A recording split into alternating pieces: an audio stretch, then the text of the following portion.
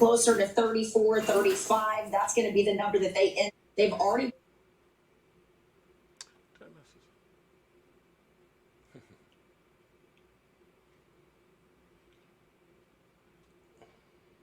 Been all over the story of the Cowboys contract negotiations, telling us last week that the team had put out contract offers to Dak Prescott, Ezekiel Elliott, and Amari Cooper that they described as generous, that would put all three of them in the top 5 of their position in terms of pay. But it sounds like at least one of them has decided that the offer is not enough. Jane Slater, what's the story? Hey guys, well, we've been talking about this contract for a while and nothing has happened just yet. Well, I've been told today by a source informed that Dak Prescott turned down a $30 million offer because he wants to set the number at $40 million. Now, that's what he's asking. That doesn't necessarily mean that's what these two sides agree on.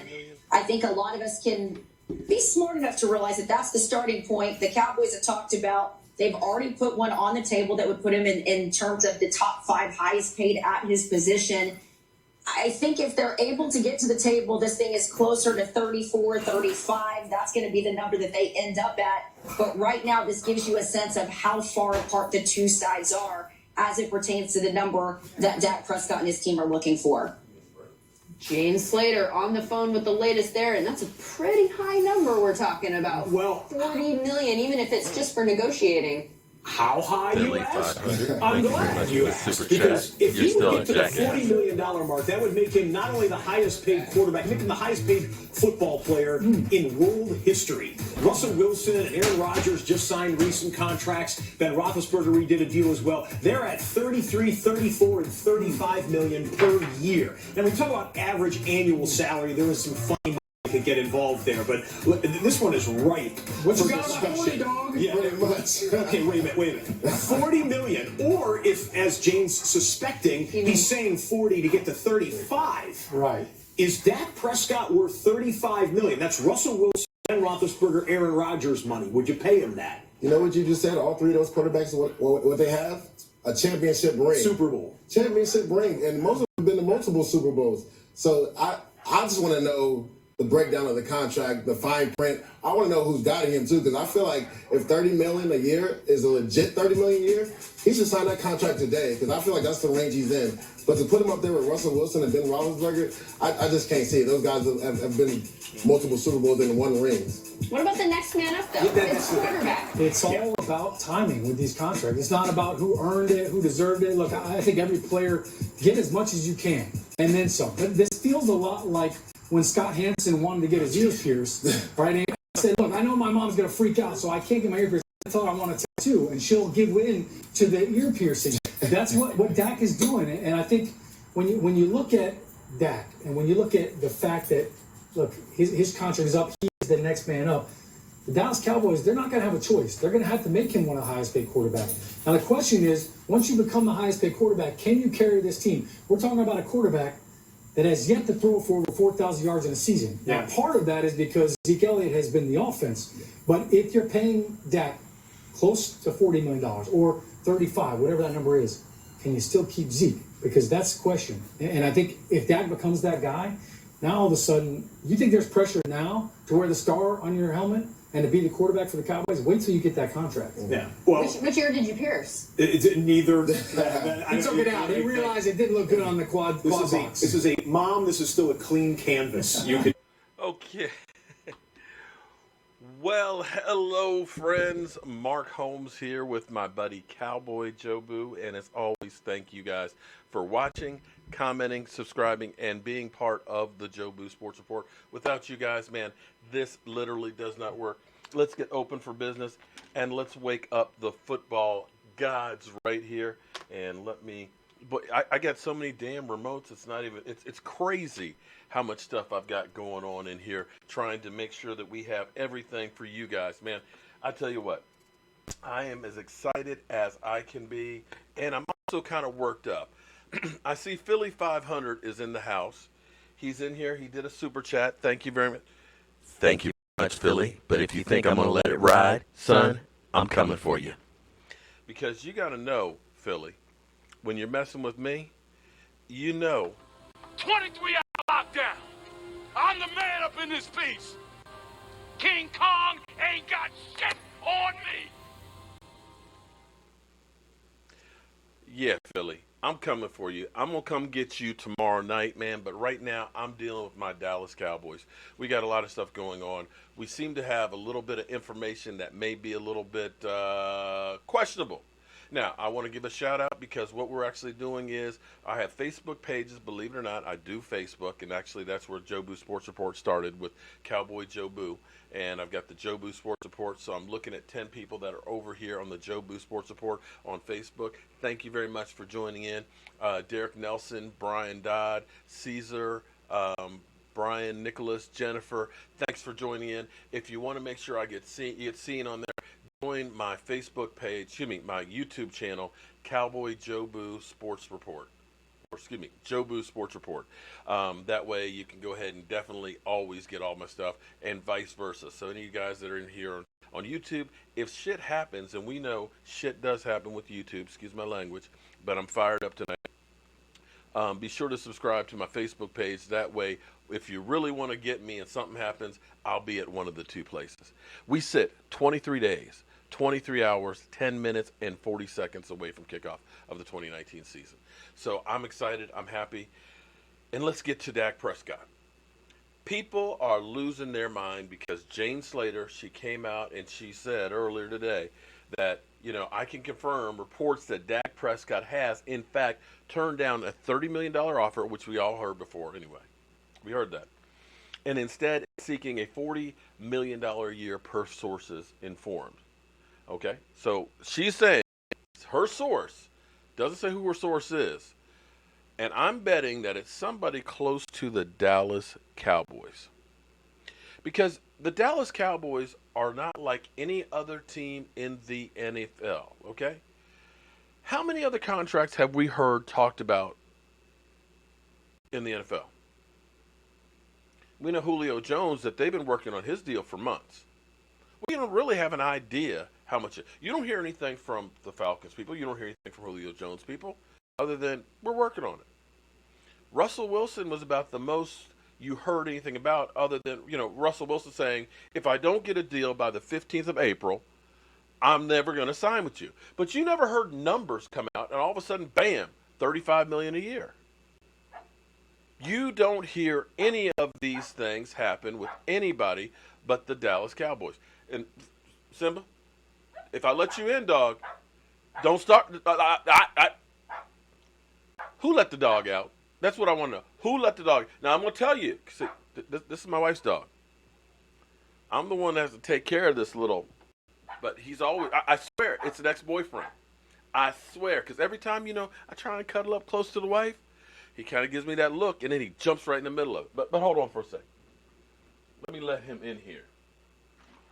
Get in here. Don't start no stuff. I'm telling you now. Don't start no stuff. All right. So, we get all this stuff. We get every time we have a contract deal, we end up having to hear about it. We heard about it with Des Bryant. We heard about it with DeMarcus Lawrence. You remember, DeMarcus Lawrence, the Cowboys came out. We thought we were going to get a deal done for about $18 million. All of a sudden, he wants a whole bunch more money. Well, you know what? I have a certain set of skills that make me very, very valuable. I played on your franchise tag. I did what I was supposed to do. I've stayed out of trouble. I have been one of the top players in my position. I should get paid. And that's the way it works. And here's the thing. I'm old. I'm old enough to remember where there was no free agency, where there was no salary cap. The Redskins spent a whole lot of money with Jack Kent Cook, getting the Redskins together. The Cowboys spent a whole lot of money with Jerry Jones, keeping that team together and stuff. But players pretty much stayed in the same place. I remember that first salary cap of $32 million. That was the whole cap, that first one, $32 million. And when Troy Aikman signed his deal, oh my God, Troy Aikman got all that money, a $10 million contract. Oh my God, the world was coming to an end. But what's happened, we're closing in on $200 million right now. $200 million we're closing in. Every year it been going up by about $10 million. And you can best believe that quietly, here's what's happening now, because this is amazing. Here's when you know that contract negotiations don't go well. You hear about them. When you hear about it, somebody is trying to get leverage on the other side. Now, I'm going to tell you what's good for all of us right now. You're not hearing anything about the collective bargaining agreement. See, last weekend, Jerry Jones wasn't at his own party because he was actually part of the negotiation with the NFLPA. I've been looking for any information at all about the NFLPA meeting with them. They met earlier last month. They ended up having 3 days to have together, but they had one. They kind of went over some stuff, and they said, let's take it back to our camps. But that must be going pretty well, because if it wasn't, if the owners were thinking that the players were asking for too much, they would be out there. The players are asking for too much, and try and get court of public opinion against them. Or you would hear DeMarcus Smith saying, the NFL, prepare for a lockout. They're not being reasonable. You're not hearing any of that.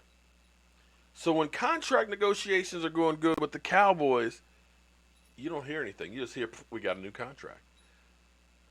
But I'm betting that source is coming from the Cowboys to kind of put it out there. Because here's what I really believe. It's to save face. They've already said, well, we don't want to reset the scale. We don't want to, because people, they're saying $40 million. They're leaving room to negotiate. Because in the end, if I'm Dak Prescott, I want more than Carson Wentz. And I don't care what you think. I look at this and say, you know what? I haven't missed a game. I've been to the playoffs twice. I beat your ass 3 times to 1. Why should I take less money than you? Well, DJ Grand, apparently people want to do a video so you can watch as well.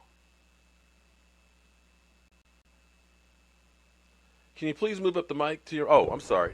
My bad. I don't have to move it up the mic. I can just turn it up some. I'm sorry. Excuse me. I misread that. Let me know if that's not loud enough, because I can turn it up some more. I'm still working on keeping the balances and stuff together, okay? So, I think the Cowboys realize we're going to have to pay more than more than Wentz. And I think it's a way of saying, well, he wanted $40 million, but we can talk him down to 34. Because right now everybody's like, oh my God, $40 million? Well, when you hear $40 million, all of a sudden 36 doesn't sound bad. Because it's like this. I tell you, let me give you the perfect example. If I go to your house and I'm going to tell you, you know what, we're going to remodel your bathroom. If I say it's going to take me 2 weeks to do it, and it ends up taking 3 weeks, you're an asshole. You said it was going to take 2 weeks. 18 Garza, thank you very much for the super chat. Oh, I've got an answer for that too. If I say it's going to take 3 weeks and it takes 3 weeks, I'm good. If I say it's going to take 4 weeks and I do it in 3 weeks, I'm a hero. You see where I'm getting with that? So if Dak's people or the Cowboys people say he wanted 60 and it ends up being 34, oh, well, shoot, he wanted 40. You got him for 36, or 34. So here's where it's really kind of crazy. And I said this months ago. I see you there, Philly. Purge squad. We're going to purge your ass. At least you're not one of those giant cockroaches. I said this at the end of the season. The Dallas Cowboys, the clock is ticking. You need to hurry up and sign Dak Prescott before Carson Wentz gets his deal, before Russell Wilson. Okay. One person saying it's too close, another person saying it's too far. Okay, sorry. And I'm getting excited. So when I get excited, then it peaks. I said, hurry up and get this deal done. The clock is ticking. Because you could get him for about $28 million had it not been 28, 29, which sounds a lot better than 34 or 40. But you waited for Carson Wentz, for Ben Roethlisberger, for Russell Wilson, because the contract goes up. But see, here's what bothers me. I'm going to play. I've got a couple of clips here, and I apologize that I'm using other people's stuff. But I want you to understand the difference here, because we as Cowboy fans, whenever it's time for somebody to get paid, we go crazy. Okay, hopefully the distortion's over with. I apologize. Somebody had said I was too quiet, but hopefully I got it now. Is Dak worth $30 million a year? No way, no how. I figured I'd get it started right off the top. Yeah, okay. And I'm not talking about market value and what quarterbacks make. I get all of that. And if Dak can get that and is able to sign that kind of deal, I understand that. Because I saw in Detroit Matthew Stafford get paid over and over and over, and they still haven't won a playoff game, right? Because you put up numbers, and it's hard to replace a quarterback once you have them. So I get all of that. And my question is, was that $30 million in pistachios, or is that real money? You know what? Read between the lines, man. If Dak Read Prescott between the really lines, got man. offered That's just some $30 million bull crap. and didn't sign, I'm shocked, because I think that would be a great deal. Now, if his people are holding out saying, here's a guy who's won 2 of the last 3 NFC East Division titles, right? And has won all these games. I think only Tom Brady's won more games I want to the last actually. 2 This years. is a reason. And all these other there's things, a and they're reason behind my saying, madness. we want to cash out. We want the biggest deal that's and also out too, there. And normally, it does happen to people. Also, too, Greg Jennings, that's my dog, okay? Greg Jennings is good people, because we'll go through here. Let's just go through. If you wait, it's always depending on your timing, not always just your stats. So the last quarterback contract is usually the biggest quarterback contract, just by the nature of the market. Thank you. But in this case, when you look at him and what he's been able to do and his stats, it's hard for me to think that he should be paid that kind of money, because recently The Athletic did a big piece where they talked about 55 execs, coaches, GMs, You mean all the all people kinds that of people. didn't think and he was worth in the drafting? 3rd tier of quarterbacks, because everything has to work for him in order for him to be that guy. I just don't believe he can win games by himself. And I'm not trying to say he's Aaron Rodgers, but you know this, Greg, because you played up there. There were teams with bad defenses, maybe some other personnel where you wish they had some other players or skilled players, and still they would be in the mix because Aaron Rodgers was the quarterback. I don't think that's the case. Look at Greg his numbers Jennings, like, prior to Amari what? Cooper, What? right? And the same thing. Look at his numbers when Ezekiel Elliott's not running the football. It's night and day. In the playoff game against Dallas, when the running game was stopped, the Cowboys were basically stopped. They were not going to win that game. So do I think he's a $30 million plus quarterback? I do not. I wouldn't pay him that kind of money. He'll eventually get it because of the market, but I wouldn't pay him. Jennings, tell me you're not on his side. I'm not on Rob's side. I absolutely am not. Because he's an definitely idiot. believe he He's an is idiot. Worth the $30 million. And this is what I don't like when we as media or as analysts start to put everything together. We put what we want to put together.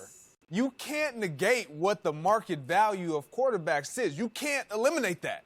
Because when you sit down at the table, if you're a general manager or Dak Prescott or his agent, you're not going to negate that.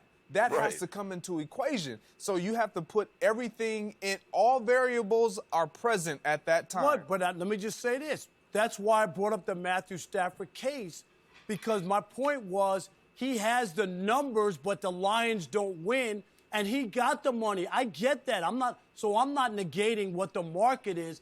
You're asking me, do I think he's worth the money? Pat Stafford was the number 1 overall pick. I think that's a bad example. No, it's not. Yeah, it is. Pat Stafford was the number 1 overall. Hold on, I'll give you a better example. Jimmy Garoppolo. Okay, Jimmy Garoppolo signed a $28 million a year deal with the 49ers. He had accomplished nothing. Nothing. Guess why he got $28 million? Because there were no other quarterbacks on the market, guys. There was nobody. Now, the problem with Dak is Marcus Mariota could be coming up next year. Oh, James well. Winston could be coming up next year. Andy Dalton. trying to say that Marcus Mariota should come to the Cowboys instead of Dak Prescott? Is that really what you're trying to say? Are you really trying to say that? Okay. You know what? Let me move on. So here's the thing. Here's what always happens whenever it is Dak Prescott. Okay? Now understand, I heard earlier today they were talking about, well, you can't pay him because it hamstrings the teams. Okay? So, you look at the Lions, because let's use Matthew Stafford here as the barometer, okay? Matthew Stafford, of course, they say, look at them. The Lions can't win because they can't sign anybody. It's amazing because the Lions have, right here, let me change cameras on you guys, $18 million, right? It's not that they paid Matthew Stafford and they can't bring in more free agents, right? They have $18 million. And if you think that they could bring in some people to help them win, well, why aren't they doing it? Right? Am I wrong on that? We talk about the 49ers. They signed Jimmy Garoppolo to a big contract. Take a look at the 49ers. They got $26 million left over. It's not that they're using that money to buy free agents. And understand, here's the thing with free agents. Because when you start thinking about the teams that have spent the most money in free agency, the Redskins that do it every year, the Redskins are always the ones getting free agents. I mean, we've seen them pay $100 million to Albert Hainsworth. We see them get prime time after his prime time. We've seen them get Bruce Smith. We've seen them just go through Alex Smith last year, Josh Norman. Now we get Collins, McNabb. They constantly bring in people, and they're constantly close to the salary cap. But guess what? They don't win. They don't win. And here's the thing that bothers me personally is we are forever, whenever it's Dak Prescott, we're going to rake him through. We are going to go through with a fine-tooth comb. And instead of giving a benefit of the doubt, we're going to err on the side of, no, it's wrong. And it was so funny because Eric Mangini was on, with Nick and Chris Carter. I can't remember the name of the show. Hot Garbage. But he was saying, it's like, Carson Wentz, 2 of his 3 years, he's had losing records. And immediately Nick says, well, you got to throw out the rookie year because, that was his rookie year. Why are we throwing out the rookie year? It's part of the body of work. They said, okay, well, how about last year? Last year he was 5-6, and really Nick Foles ended up saving the season. Oh, but he was coming off an injury. But had he, the year before, had he not gotten injured, he would have been MVP. Well, you know what? If cans and butts were nuts, we'd all have a Merry Christmas, okay? So they were finding excuses. And this is what really killed me because they started the whole process with they've retooled the offense. They went out and got Deshaun Jackson, a deep threat. They've got, 3 of their top 3 draft picks on offense. So that way they have people around him to be a juggernaut. And I'm like, but wait a minute.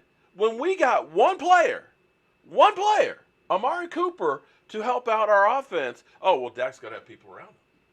So there's this whole different take when it comes to Dak Prescott. Because what you have to understand is, and people seem to fail to understand that, Andrew Luck was the highest paid not that long ago. Jimmy Garoppolo was the highest paid not that long ago. Matthew Stafford was the highest paid. Kirk frickin' Cousins. Now, if this isn't a double standard, and again, I know I'm a homer, but even you Eagle fans, because I know you guys are watching, tell me that there is not a double standard after hearing this.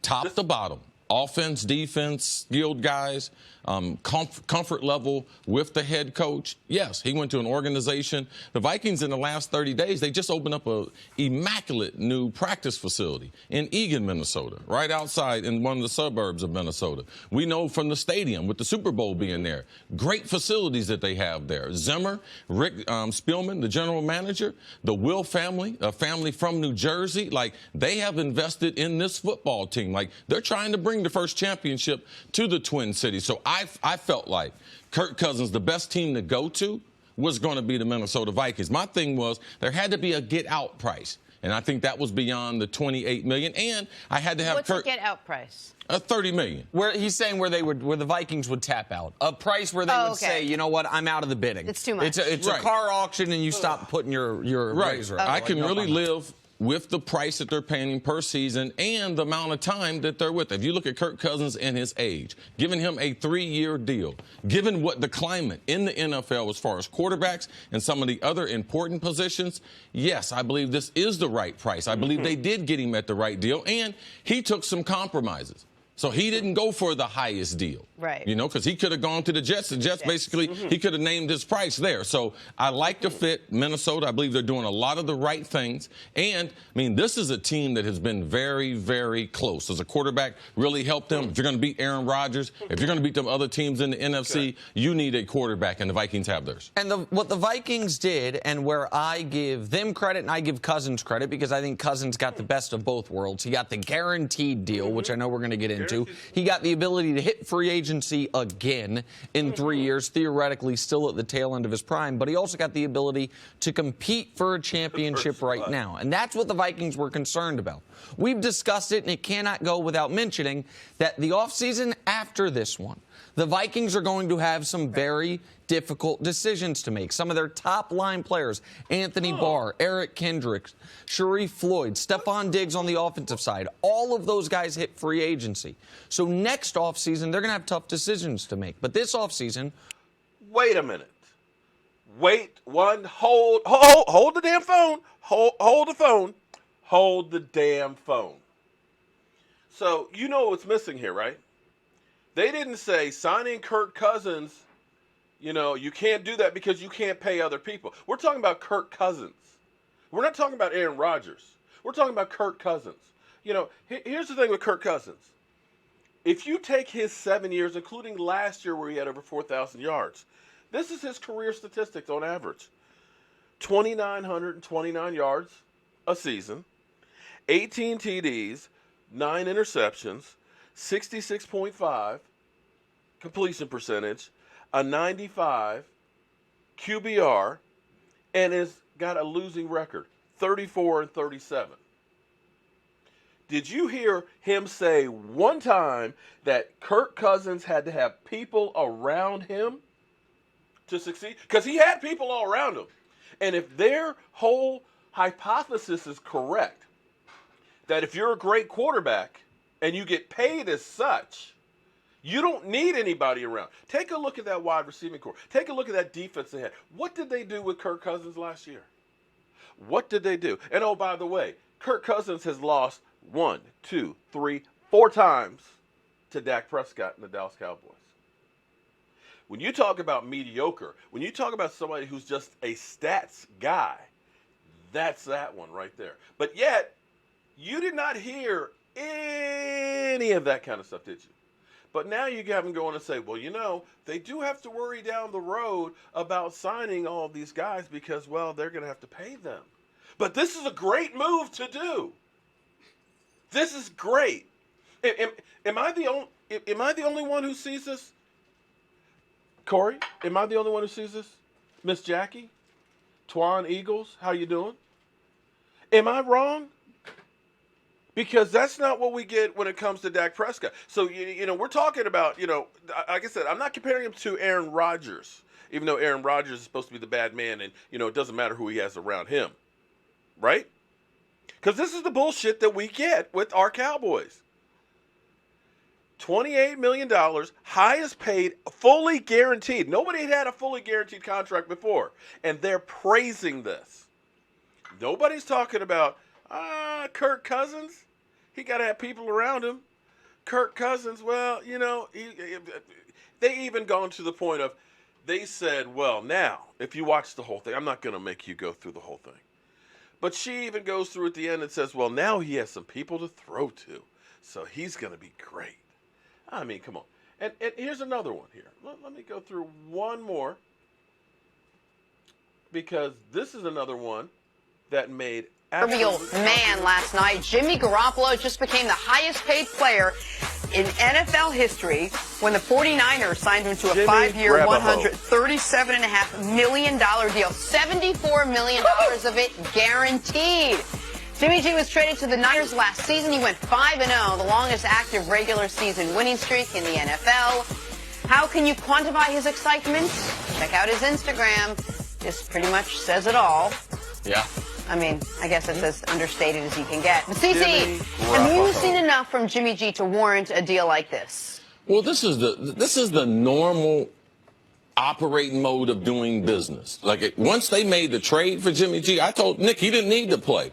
Like he was going to get what we would think to be a max deal. I thought that he would be in the top 3 highest paid quarterbacks. You just have to be careful when guys get contracts like this that we just think it's ginormous. We don't know what the guarantees are because you can stack the money where it be a more cap friendly if he doesn't have the guarantees that some of the other guys. But I'm not surprised. Kirk Cousins he's been franchised the last 2 years at a number just below this number. So I'm not shocked at all. People were shocked with Matthew Stafford's contract, but what this will do is it will have an effect on the other quarterbacks in the league that are up for contracts. People like Drew Brees, Kirk Cousins, and others. It's going to have an effect on quarterbacks who aren't up for contracts. You think Aaron Rodgers sees this? Well, Aaron said that he Aaron knows his contract is coming. Also, Matty Ice, he's got 1 year left on his contract. So, and also,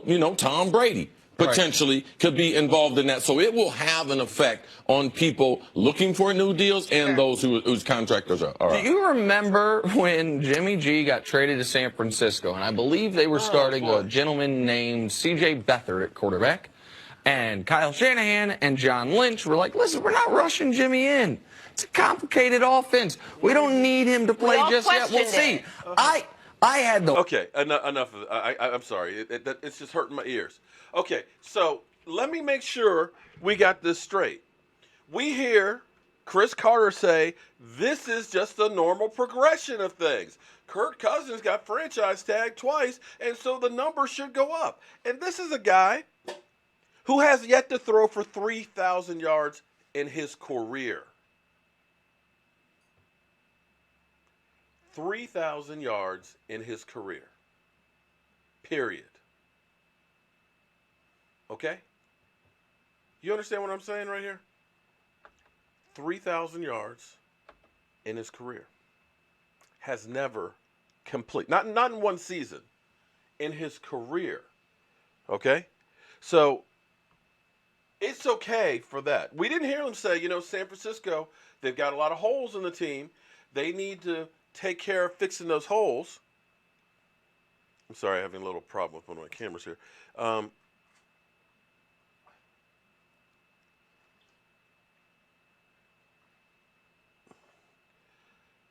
We didn't hear them say, you got to take care of all the holes on the team because San Francisco, let's face it, San Francisco is a bottom dweller. They got more holes than a block of Swiss cheese. They didn't say, oh, they pay too much, they need to take some of that money and use it elsewhere. They're basically saying, you got to have a quarterback. Now, I want you guys, like I said, I know I'm wearing a Dak shirt. I know I'm down with Dak Prescott, okay? That's my dog. That's my guy. Believe me, I believe in him. But I just want you guys to remember, because, see, we as Cowboy fans, I know we haven't been to the Super Bowl in a long time, but we have been spoiled in recent history with quarterbacks, okay? Because after Drew Bledsoe, we had Tony Romo. We had stability in quarterback. I know we didn't win the Super Bowl and stuff, but you looked and said, we got a quarterback. We got a guy that we can win some games with. Hopefully, we have a chance to win a Super Bowl with them and things, right? That's what you looked at and said. And we got lucky as crap that the things fell in place. The fact that Tony Romo got hurt in 2015 and ended up being where the team was low enough to be able to get Zeke Elliott and got lucky. And this is where Jerry Jones, you got to admit, you got lucky as crap. When you look at what teams are doing to try and get a franchise quarterback, look at the Washington Redskins, what they have been trying to do. They got Case Keenum They end up drafting a quarterback this year. They're still paying Alex Smith. They used 3 number ones and a second for RG3. During that time, we've had 2 quarterbacks. Only 2. 2 starting quarterbacks we have had since the early 2000s. It's not normal. And for us not having to give up the draft capital that most teams have had to do, or go through and pay, let's go ahead and grab Alex Smith and pay him, 23 a year. We haven't had to do that. And we're spoiled because look at this list right here, okay? After we lucked out, got the 3 Super Bowls, we went from Troy Aikman. We had Randall Cunningham playing for a while. Not Randall who was in Minnesota or Randall Cunningham who was jumping over people in Philadelphia. We had old, broke down Randall Cunningham. Then we had Anthony Wright. Then we had Quincy Carter. Then we had Anthony Wright again. And then we went to the biggest bust in the NFL history, Ryan Leaf, Clint Stoner, Chad Hutchinson. And then we went desperate enough to go back to Quincy Carter. And then Quincy Carter for a whole season. And then he couldn't stay off the whatever it was he was on and was out. Then we went to old-ass Vinny Testaverde, who's as old as I am. Then we went to Drew Henson. Then to Drew Bledsoe. And all these people are up here now saying, well, you know what? Let Dak walk. Let him go. Screw him. We don't need him. We'll just grab another guy in the draft. Okay. Take a look at this team right now. Tyron Smith is getting old. Still one of the best tackles in football. But if you're talking about drafting a quarterback next year, here's the problem. Unless you happen to tank, you're going to have to take a whole bunch of picks in the future to try and move up to get a guy. Assuming that, with Dak next year, that we end up having, a decent season and maybe a playoff season, that means you're in the late part of the draft. Look at what people have had to give up to move up like 5 spots in the draft. So if you're talking about saying we're going to draft a franchise quarterback, how many times have people gone up and drafted a guy that they thought was going to be the guy to find out that he was just a guy? Remember, we wanted Paxton Lynch. We wanted Paxton Lynch, and we were willing to give up draft capital to get that guy. We wanted Johnny Manziel. Show me the money, Jerry said. I can't believe it. I'm sick. I'm sick that we didn't take that guy. How far behind would our franchise be had we taken Johnny Manziel or Paxton Lynch? And you look at this team right now. If they can get the deal worked out for Zeke, and Zeke's not going to miss any time, they'll get that thing squared away. He'll be here. Maybe not happy, but he'll be here. This team is ready to win now. It's ready to win now. If you're talking about drafting somebody else, you're talking about down the road, and you're talking about possibly losing everything. Say what you want about Dak Prescott. He's a winner. When those 10 guys are in that huddle, they know they got a minute left. They're down. They look to him, and they believe in him. They know that guy is calm, cool, and collective, and is going to do whatever it takes to get them in there for that victory. And don't underestimate that power right there, because there's been some guys with some great arms, guys like Jeff George. Jeff George could throw the ball like a motherfucker. Excuse me, I'm sorry. I'm just kind of pissed off tonight. But he had no leadership ability. People didn't believe in him. You have other guys that get out there, they play good at times. Kirk Cousins is a numbers guy. But, I remember this vividly because there's like no way in the world that the Dallas Cowboys should have gotten one of the victories that they got with Dak Prescott against the Redskins. I remember because I was there. Me and Michael were there. Because here it is. Fourth quarter, late in the fourth quarter, the Redskins are up by a score. They're in the red zone. All they got to do is score a field goal, and it's a 2-score game. And what does Kirk Cousins do? He throws an interception in the end zone. When he could have won the game, and it's over because there's not enough time for the Cowboys to get 2 scores. He throws a pick. Calm, cool, and collective. Dak goes down there with a drive. Takes them into the end zone, and the icing on the cake was Alfred Morris running the ball into the end zone in FedEx Field. And that's the difference, my friend, with a Kirk Cousins and a Dak Prescott. And you have to understand that the Dallas Cowboys have an identity. They realized, because they kept trying to pass. We passed like 60, 65% of the time before 2014, and we were 8-8. Because, see, here's the thing you guys seem to lose, because fantasy football, I had shout out to the England Dallas Cowboy fan club. He sent me a message and said, hey, man, we want you to have a fantasy football team. We're getting a whole bunch of pages and groups and stuff, and each one of them have fantasy football. I said, hey, dude, nothing personal, but I hate fantasy football. It is the dumbest thing in the world. I know everybody out there likes it and all that, but see, here's the thing. I remember E2 Blue sitting in here, and he was rooting for Zach Ertz to have a good game. And we were playing him. I'm like, what are you talking about? What? How am I supposed to be rooting for somebody that's on the Eagles or the Redskins or the Giants? And what happens is all these numbers that you see, you translate into that's winning. I won in my fantasy football league because Ben Roethlisberger had 5,000 yards passing last year. Not realizing that sometimes a lot of those scores are because it's garbage time. The one and only DK2, thank you very much. Troy Hambrick will replace Zeke at running back. That's a good one. And so you look at these fantasy football numbers and you think that translates to what should be going on in the field. So you look at it and say, oh, well, his stats aren't that good. You know what? The Dallas Cowboys had a formula. They realized 2013, Tony Romo can't take the hits like he used to. John Jones, thank you very much for the super chat. What I'll do, everybody did super chats during the game on Saturday, and everybody who's doing them tonight, as well as Fridays, we'll put in for a drawing. We'll do another drawing in there.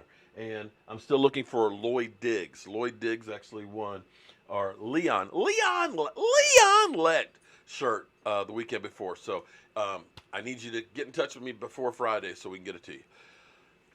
So everybody thinks that the numbers you see in fantasy football translate to winning because you looked at it and said, Matty Ice, man, he had great numbers. You looked at it and said, Aaron Rodgers, he had great numbers. You looked at it and said, Big Ben, he had great numbers. But none of them made the playoffs because it's really about winning football. And the Cowboys realized that with Tony Romo getting older and the Cowboys being one-dimensional, throwing 65% of the time, he was taking too many hits. We were too predictable. And because he could not start the season off and we lost poorly to the 49ers, they realized Tony Romo right now can't throw the ball 25 yards downfield. And they were forced to run the football. And by the time Tony Romo got back healthy, they realized, oh, crap, this works for a couple of reasons. One, our defense isn't that good, but we're keeping them off the field by slowing down the game. Two, when the defense gets out there, the other team is more one-dimensional and they can pin their ears back and get turnovers. Three, our quarterback is not taking the hits and the abuse. And that became the Dallas Cowboys' identity, which has always been their identity. One of the reasons why Tony Romo, and Doug, please don't come after me. Okay, Romo, I'm just pointing this out. But people will go through and say, Tony Romo's a Hall of Famer. He leads all the Dallas Cowboys records in passing, which is true. It's a true statement. But if you look at it, because our team was always so balanced, look at the Hall of Fame running backs that we have. Emmitt Smith, the all-time leading rusher. He didn't become the all-time leading rusher because Troy Aikman was passing the ball every play. Roger Staubach, Tony Dorsett, Hall of Famer. It was a balanced offense. So, yes, we passed the ball a lot more with Tony Romo. He got a lot more yards than him, but in the grand scheme of things, he's like not even half of where the records are now. And that's not to throw shade on him. What I'm trying to tell you is that has been the Dallas Cowboys' identity and formula to win. And it's a good one. Because when you've got road graders for offensive linemen, you just bull over and you keep the ball out of the other team's hands. This is not an offense that is like a run and shoot. And so people automatically look and say, well, Dak can't do it. No, it's not a matter of Dak doing it. It's not what the Cowboys do. As Jason Garrett says, that's not the way we do things around here. Now, that being said, if you watch the game, we only have one drive. And I pray that we have more than 4 drives for the offense for Dak Prescott. What's up, L4G? I see Philly's still hanging in. See, Philly's trolling. See, Philly is trolling because I know Philly, he just did a video just kind of messing with me. He's trolling me in here now. He's trying to tease me. Philly, I'm going to kick your butt, man. I'm going to kick your butt.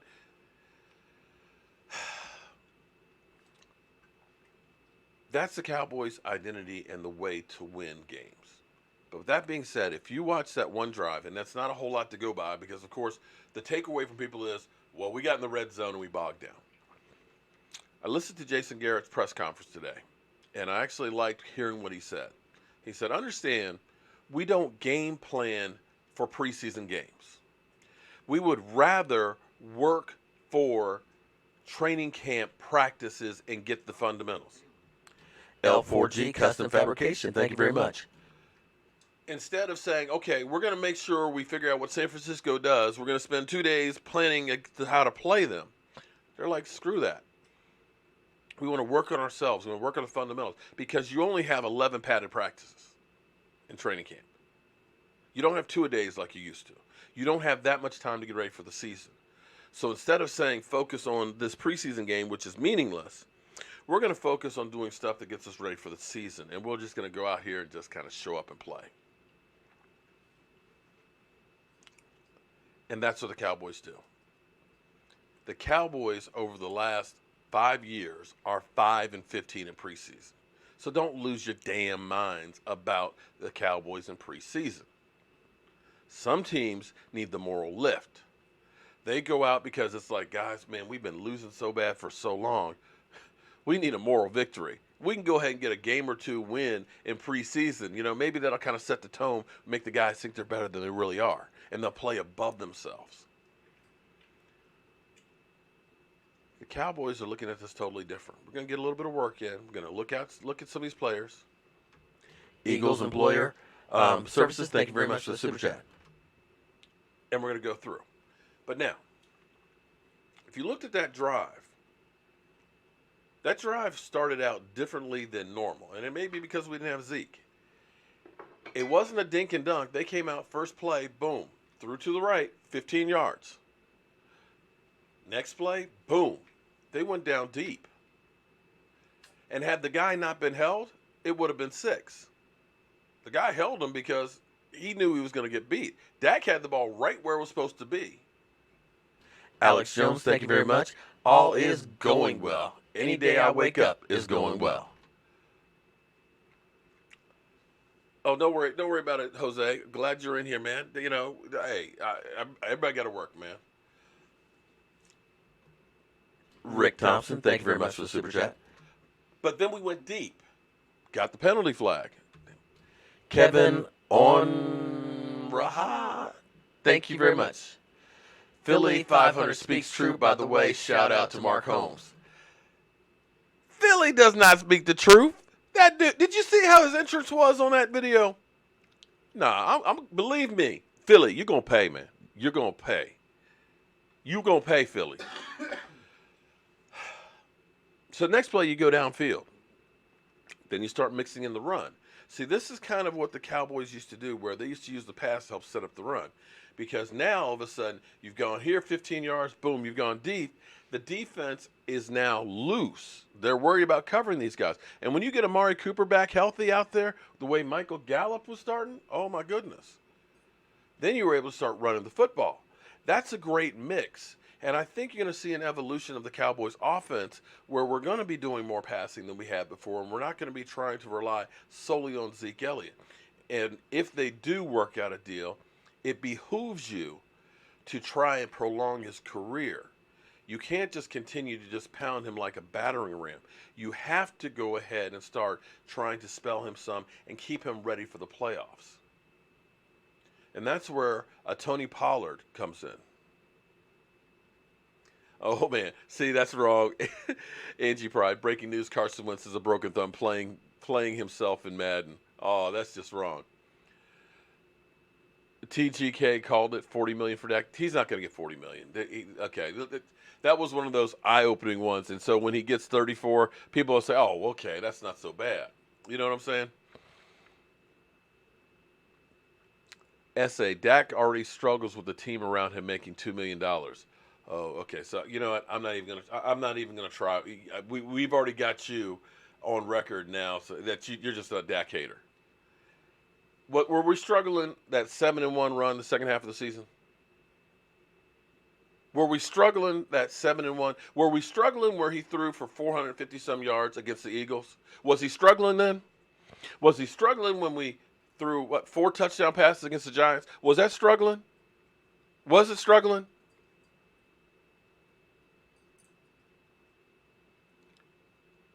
It just kills me. Tom Jasper, let's look at. Should you switch to Cowboys Employer Services Eagle? Yeah, definitely. Because at first I thought Eagle employer, I thought you were actually Philadelphia Eagles. I was like, oh, man. Perry Luck, thank you very much for the super chat. Just bought keys for Sunday night's game, Philly on October. Oh, all right. Against Philly. I don't know.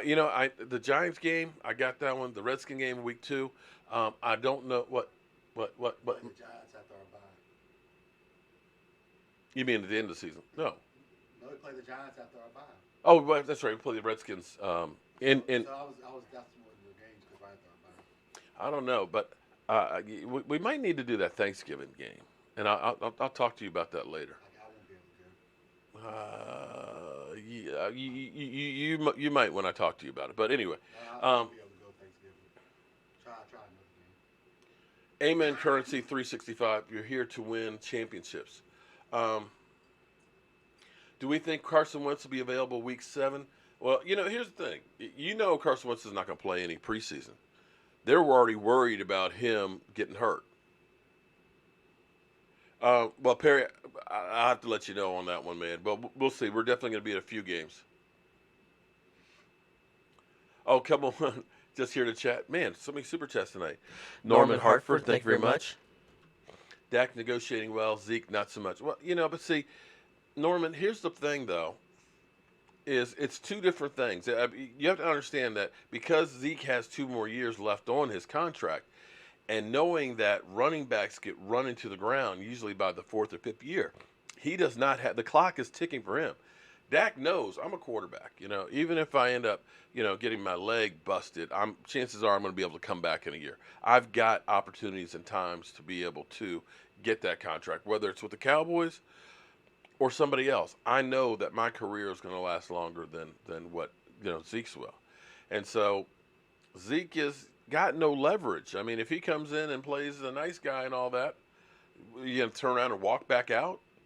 So he's putting him on blast to let him know. Dallas Cowboy fan 1980, thank you very much for the super chat. I got to get you back on, my man.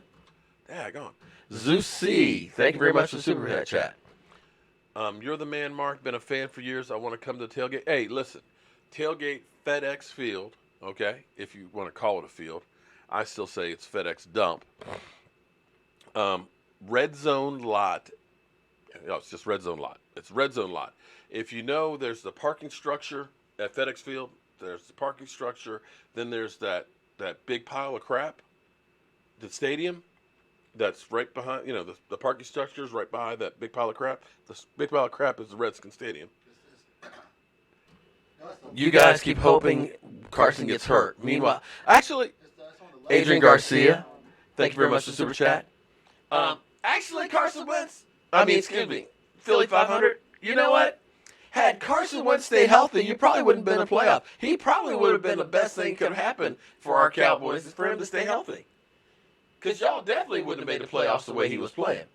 But anyway, behind the parking structure, it's literally catty-cornered from there. It's red zone lot, and I believe we have 8 spaces. So, and I've got to talk to my man, Barry. And speaking of that, if you want to get packages, and I'm talking about the things that they're able to do with Cowboys Experience. Cowboys Experience is the shit. Excuse my language, but they are the shit, man. Oh, sorry. I left the button on. Too many super chats, sorry. Cowboys Experience will get you the action. On Saturday, they have the autograph signing at Lava Cantina and stuff. That's where I got to meet Drew Pearson and interview him. They had Zach Martin. They had Jeff Heath. They had Travis Frederick there. And, God, Lincoln Coleman. Dude is funny as could be.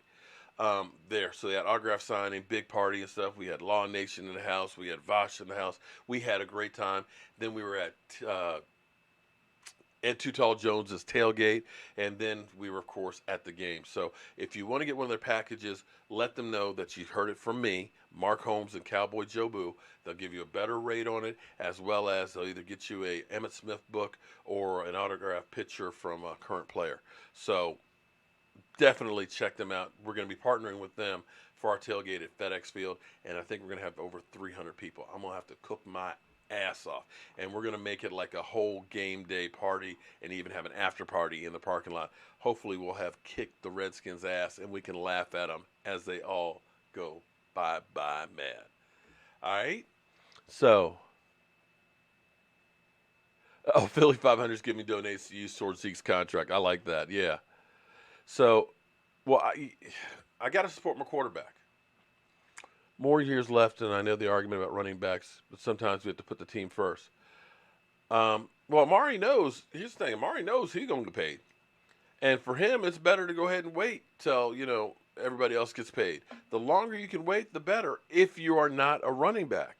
But running backs, unfortunately, I'm sorry, the NFL has it stacked up against running backs. We've always heard that, running backs, you can get them late in the draft, and you're going to run them in the ground, so don't pay them a whole lot of money. But understand that if you're drafted high, you've got that 5th-year option, and you know that you're being slotted as far as your pay. And when you look at it, think about it. You know that the quarterbacks are getting in the 30s. And all of you people that look and say, oh, man, Dak's getting too much money. Understand, listen, the cap's going up $10 million a year. And when they go ahead and get this collective bargaining agreement done, it's going to jump even bigger. That's chump change. But you look at defensive ends, pass rushers that are getting $20 million now. You're looking at wide receivers that are getting $20 million, You're looking at offensive linemen that are getting $15, $17 million, right? And here it is, Zeke Elliott, arguably the biggest piece you have on offense. The tops is $14 million for running back? Come on now. You have to look at that and say, that ain't right. And I know we're looking at this saying, pay me $3 million a year. I'll go out there and run it. Yeah, okay. But we're talking about the cream of the crop, the best in the business. And this whole thing is bullcrap about if you pay the quarterback, you can't pay everybody. Understand this. Dallas Cowboys currently have $23 million. And I know that you say, oh, well, you're going to pay Dak 35, then we don't have enough to pay Dak. That's not how this works. When you look at these contracts, the only thing that really matters is the guaranteed money and how it's structured. You can structure this contract so Dak could get paid right now, and it could be a $10 million hit this year. You got 70-some million next year. And the Cowboys, aren't a team that spends a whole lot of money in free agents. We don't. Yes, Josh Manning, we are in overtime. I'm sorry. I'm just kind of fired up here because football is back. We're 23 days, 22 minutes. I'm sorry, 23 days, 22 hours, 16 minutes, and 50 seconds away from the season. I got a lot to get in here tonight. So, yeah, I'm definitely in overtime for a few minutes and stuff because, well, I'm enjoying this tonight. I got a troll in here, Philly 500. It's kind of cool when you got a troll from the Eagles and he's giving you super chats. Ricky Thompson, thank you very much for the super chat. That's when you know that you're in somebody's head there, Philly. You know I'm in your head. You dream about me. You have nightmares about me and my Dallas Cowboys coming there and kicking that ass again, don't you, Philly? You know you do. And see, that's the thing. Zohair, forgive me if I messed up your name.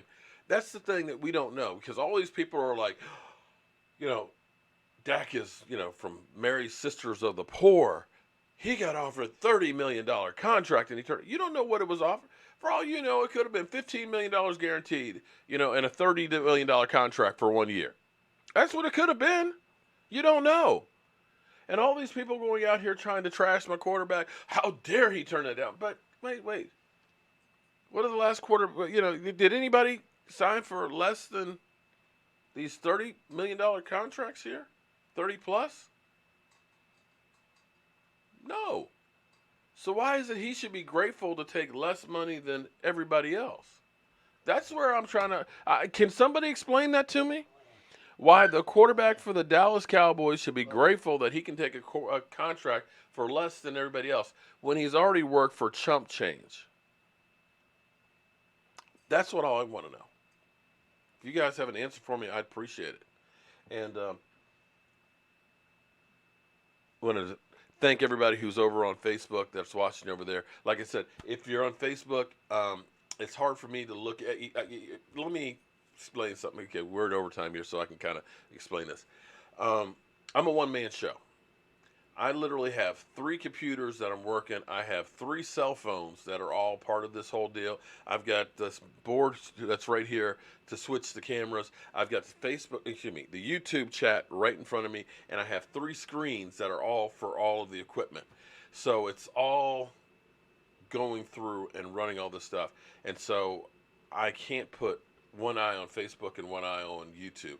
So if you actually come over to the YouTube channel, then I can see all of the comments a lot better. But let me give a shout out to all of you great people who are over there on the channel. I see Michael Campbell, Kerry Kelly, Michael Campbell. Oh, Philip Ebarb. What's the shout out? Philip Ebarb. That's Dak. That's Dak's uncle. Dak's uncle's watching. I better not say anything bad about Dak. No, but anyway. So come on over to the YouTube channel, subscribe, and that way you will always get all my content and stuff over there because you'll get notified. So make sure you punch, as Michael says, punch the bell there and make sure you get the notifications. What's his record with Cooper? 7-2 in the regular season. Let's start over. I just got home from work and missed the whole conversation. Okay, I'll put it in a nutshell. The talking heads have an agenda against my quarterback that they will go through and they will rake him through the coals. They will always put him in the worst of light. Other quarterbacks they will make excuses for, and they will say it's a great thing. We had Kirk Cousins. When Kirk Cousins became the highest paid quarterback in the NFL, they said, yay, good job, Kirk Cousins. Yay, good job, Minnesota Vikings. You got a franchise quarterback to go with the great talent that you have right there. You have a team that has a defense. You've got a great facilities. Yay, you should do really, really well. And they messed up and lost. I missed the super chat. Who did I miss the super chat from? I'm sorry, I missed the super chat. Norman Hartford, thank you very much for the super chat. Is that the one I missed? Or I think I missed that one. I know Philly's been in here a couple times. All right, any super chats I missed, I'm sorry. I will make sure that you're going to be in the contest on Friday. I'll be reading the long list of them. Okay, so when Jimmy grabs a hoe, when he got his deal, They said, oh, of course. Well, Kirk Cousins, he's been franchise tagged twice. That's a great move for the 49ers. Yes, he's the highest paid quarterback. Great move for them. Because if you don't have a quarterback, you've got nothing. Good job. Yay. Okay. Then they talked about Carson Wentz. They said, Carson Wentz, the offense has been retooled. They've got Deshaun Jackson. You know, he's changed the things that he's doing. And I was kind of like, isn't that kind of like having people around you when you say you retooled the offense and you got some more players for him? Yet for Dak Prescott, when we got Amari Cooper, he's got to have people around him. I dare say that almost every quarterback has to have some players around him. If that were the case, then I would still be playing football, and I could be playing there in Philadelphia, and they would end up winning with me on the field. So technically, you do have to have people around you. One should have taken an $8 million deal, prove it. And so then you heard that Dak Prescott, because the Dallas Cowboys like to negotiate in public, in front of everybody. And so we all hear about, you know, oh my God, Dak wants $40 million. Oh, we offered him 30. He's being greedy and everything else. We didn't hear about Carson Wentz. We don't know if Carson Wentz was just offered, here's $32 million. Why don't you take that? And he just said yes. Or if his people said, you know what, we want a little bit more. We don't like the language of this one. We don't know because they keep that stuff quiet. Chill, Mark, laugh out loud. So that should bring you up to speed. Now, we had Jane Slater come out and say her sources said Dak Prescott wants $40 million, turned down 30. But they think the number will really be more like 34. So we don't know if that was right. Then we had Pro Football Focus come through and said it was never $40 million turned down, blah, blah, blah. So, in other words, we don't really know. So, did I get you caught up to speed right there? Oh, and actually, you know what? I've got one other thing I got to talk about too.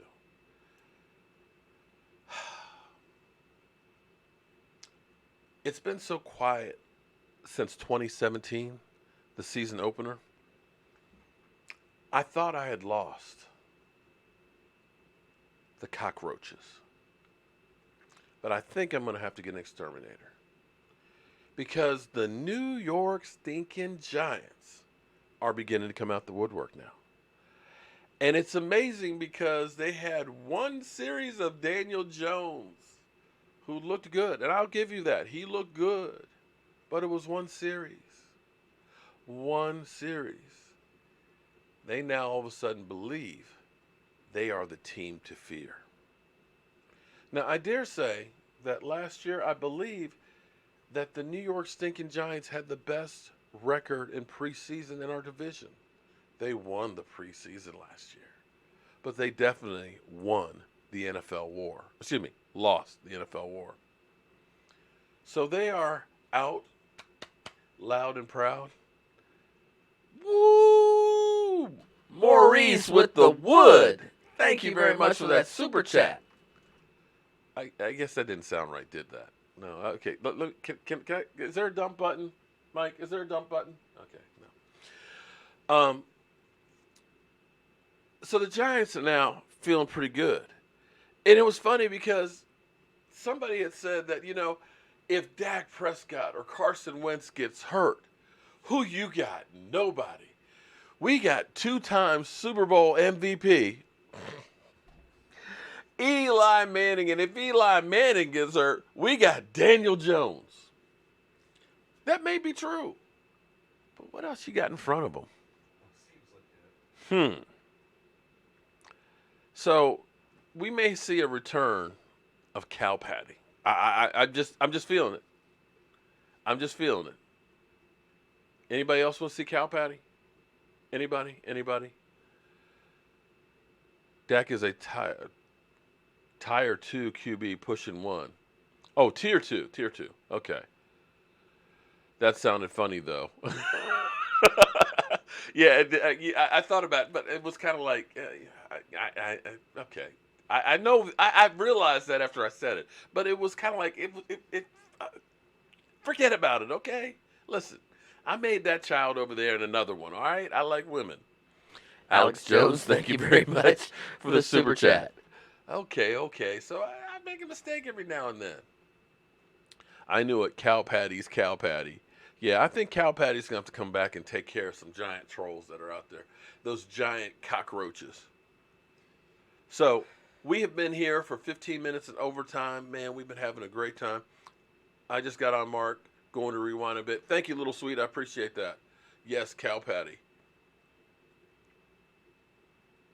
Yeah, actually, Tom, I did wear that for tonight's. It fit perfectly. I started to wear my haters T-shirt, but then I was like, nah. As soon as I picked up the haters T-shirt, this one was underneath. I was like, okay, that was a sign. Wear the Dak T-shirt. Wear the Dak T-shirt. Too many prima donnas on the Cowboys now. We're not going to win anything this year. Ooh, damn, James, that's coming strong. Wentz is Rex Grossman. Oh wow, that's just wrong. That's just wrong. But you guys all know how I feel about my quarterback. I feel that we are actually blessed to have him, especially for what it cost us to get him. And this is what I will definitely say about my quarterback. Ed Flores 31, thank you very much for the super chat. I appreciate that. But winners worry about winning, and losers worry about winners. So we're focused on ourselves in this locker room about what we need to do to get better each and every phase of this game and be ready for this week. And we're not worried about he say, she say. All right, so people, I want to thank everybody for all the super chats. I want to thank all of you guys for all the comments. I'm sorry, I try and read as many of them as I can. It's just a lot of them that are going through there. I'm not trying to sound arrogant or anything, but it's hard to kind of keep up with all that. Everybody who's been on from Facebook, I appreciate you guys being here. Definitely check out the channel on YouTube and vice versa. Check me out on Facebook. That way, if something ever happens, you can find me in one place or the other. And also, too, boy, I got a whole bunch of stuff going on. Also, too, check out Jobu's Day Job Homes. That's also my other channel where I'm trying to put more and more content on of me actually working. Ricky Thompson, thank you very much for the super chat. And I want to play one more thing for you guys.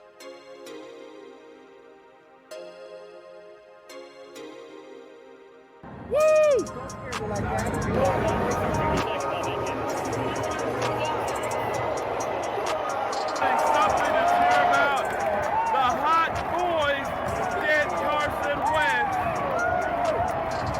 And opinion on the Jobu wings. You were saying about the wings? The wings are the best I've ever had. Hands down. Awesome. Okay. James came burning up the grill. We just met Robert and his wonderful girlfriend that came all the way from Virginia Beach. And my man came from Newport. Newport, baby! Newport!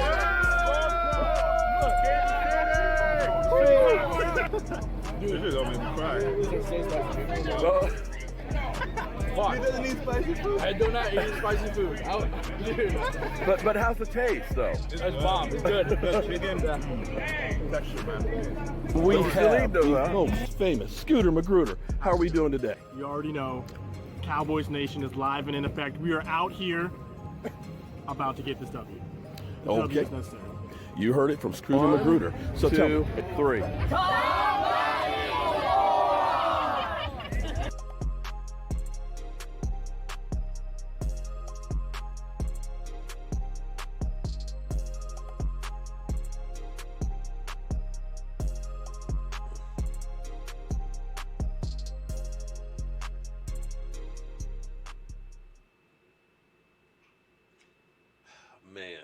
The memories, man. You guys just don't know how. I can't wait till we have our tailgates, man. I have met so many of you guys out there, like Miss Jackie. Miss Jackie's been to several of our events and stuff like that. Sarah, I haven't seen Sarah in here tonight, and it's nothing like being at a tailgate or hanging out with a bunch of Dallas Cowboy fans and bringing football.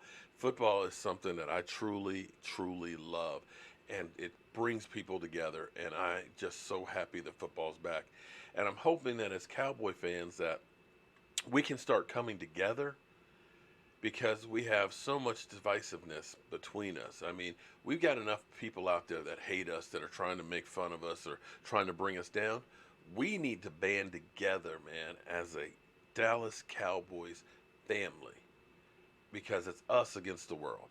So with that being said, y'all, I appreciate everybody being here. any news that happens on the Dallas Cowboys, I'm going to try and bring it to you with the help of great people like Emily Ann and Miss Jackie, making sure I don't miss anything.